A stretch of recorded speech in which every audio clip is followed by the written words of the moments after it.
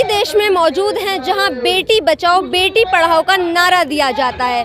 और मैं इस समय मौजूद हूं गाजीपुर बॉर्डर पर और यहां पर किसानों का आंदोलन लगातार 2.5 महीने से चल रहा है। और इसी बीच यहां पर बेटी बचाओ और बेटी पढ़ाओ के लिए कुछ लोग आए हुए हैं और उनका कुछ कहना है अपना कि जिस तरीके से देश में बेटियों के साथ अत्याचार हो रहा है, बेटियों का शोषण किया जा रहा है, यहाँ तक कि बेटियों का लगातार बलात्कार किया जा रहा है, बलात्कार की घटनाएं आ रही हैं हमारे देश में।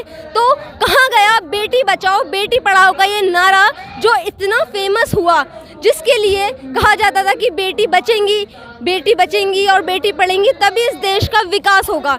बेटी बचाओ बेटी पढ़ाओ से देश का विकास होना था। लेकिन यहाँ पर ये कुछ लोग आए हैं, उत्तराखंड से ये लोग आए हैं और इनका कहना है बेटी बचाओ और बेटी पढ़ाओ एक तरीके से विफल हो गया है। और यहाँ पर जो लोग हैं इनसे भी हम बात करेंगे। सर बताइए, जैसे कि आपने जूते टांग रखे हैं, सबसे पहले आप अपने बारे में बताइए, आप कहाँ से हैं और मतलब कौन है? मैं उत्तराखंड बाजपुर से आया हुआ हूँ और हमने अपनी एक संस्था बनाई है, हमारी कर्मयोग सहयोग साधना समिति, और हमारी अपनी एक मैगजीन भी निकालता हूँ, अश्वमेध वैचारिक आत्ममंथन क्रांति, जो NRI उससे RNI से रजिस्टर्ड है। और हमारा ये मानना है कि हम जो है ये जूतों का हार जो पहना है, ये हमारे देश के जो गरीब हैं, बेसहारा हैं, बहन बेटियां हमारी मार के फेंकी जा रही हैं, जिनको न्याय नहीं मिलता, उनकी सेवा के लिए हमने ये पहना हुआ है कि हम जो है जब तक हमारे देश में बहन बेटियां सुरक्षित नहीं होंगी, किसी के साथ अन्याय अत्याचार होता रहेगा, तो हम ये जो है उनको न्याय दिलाने के लिए, उनकी सुरक्षा के लिए, उनकी सेवा में हमने हार पहना है। जिस तरीके से यहाँ पर आप देख सकते हैं कि आपने बताया कि यहाँ पर बेटी बचाओ और बेटी पढ़ाओ के यहाँ पोस्टर्स लगे हुए हैं, तो ये मतलब क्यों आपने ले रखे हैं यहाँ पर?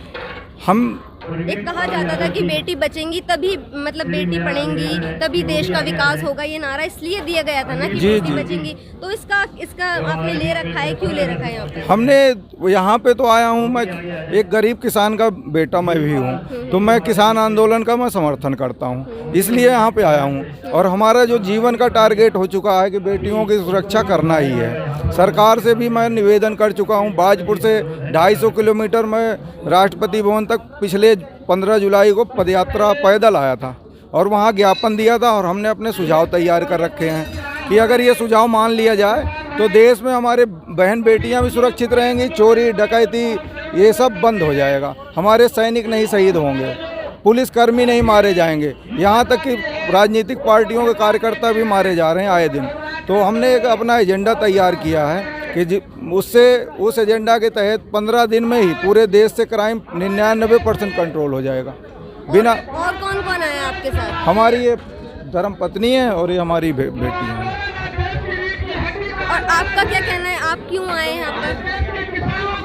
इसी के लिए आए, समर्थन करने के लिए किसानों का। हाँ, और बस ये बेटियों की रक्षा के लिए। बेटियों की रक्षा के लिए।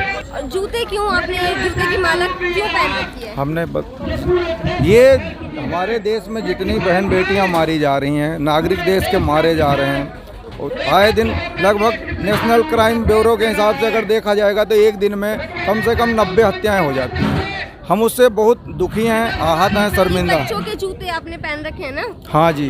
तो हमारी बेटियां 2 साल की बेटियां रेप करके मार के फेंकी जा रही हैं। अगर रिकॉर्ड देखा जाएगा तो पर डे देश में कहीं ना कहीं कोई ना कोई बेटी 2 साल की, 5 साल की, 10 साल की, 16 साल की रेप करके मारी जाती हैं। हम उनकी सुरक्षा के लिए उनके जूतियों का प्रतीक को अपने गले का हार बनाया कि हमें अपनी बेटियों को सुरक्षित करना है, हर हालत में करना है। आप सरकार को क्या संदेश देना चाहते हैं इस जूते की माला के माध्यम से? सरकार से हम मांग करते हैं कि आप लोग इस वर्तमान कानून व्यवस्था से ना तो आप बेटियां बचा सकते हैं, ना देश के नागरिकों को बचा सकते हैं। और किस तरीके से आप देखेंगे फिर इसको? तो हम इसके लिए हमने सुझाव तैयार किया है। सरकार से मांग कर रहा हूं कि जो हमारी होम मिनिस्ट्री है, पूरे देश की कानून व्यवस्था की जिम्मेदारी उनकी है, लेकिन हमारे राज्य बटे हुए हैं और केंद्र सरकार कहती है कि राज्य सरकार की जिम्मेदारी है कानून व्यवस्था की। हम मांग कर रहे हैं कि इसको जो है देश के नागरिकों की जान की सुरक्षा और न्याय देने की जिम्मेदारी ये सेंटर को और संयुक्त रूप से जितने राजनीतिक पार्टी हैं सबको एक साथ लेना पड़ेगा।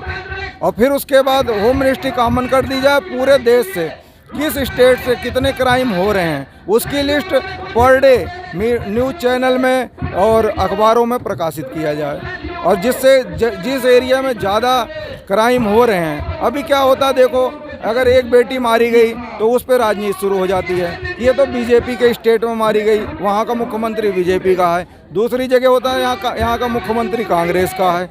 मरने वाला स्टेट को भी टैक्स दे रहा है और सेंटर को भी टैक्स दे रहा है, और सुरक्षा कोई नहीं कर रहे हैं, केवल राजनीति कर रहे हैं। तो हमारा मानना है कि किसी के जान माल की रक्षा के लिए और न्याय दिलाने के लिए ये संयुक्त जिम्मेदारी होनी चाहिए पूरे देश की, सभी राजनेताओं की, सभी राजनीतिक पार्टियों की, और जितनी एजेंसी हैं, सीबीआई है और पुलिस प्रशासन है और जितने भी सुरक्षा के इंतजाम हैं और जो न्याय व्यवस्था के इंतजाम है, ये कॉमन कर दिए जाएं, इस पर राजनीति ना हो। तो आप देख सकते हैं कि यहाँ पर साफ तौर पर जो लोग उत्तराखंड से आए हुए हैं वो बेटी बचाओ बेटी पढ़ाओ के लिए, उनका कहना है कि एक तरीके से विफल है, क्योंकि ना ही बेटी बच रही हैं और बेटियों के साथ बहुत जो गलत हो रहा है उसको रोकने के लिए सरकार कोई ठोस कदम नहीं उठा रही है। और यहाँ पर उनका साफ कहना ये भी है कि जिस तरीके से बेटियाँ हमारे देश में सुरक्षित नहीं हैं, उनके लिए एक अच्छा कानून बनना चाहिए ताकि बेटियां जो हैं हर जगह सेफ हों और हर जगह कहीं भी आसानी से जा सकें।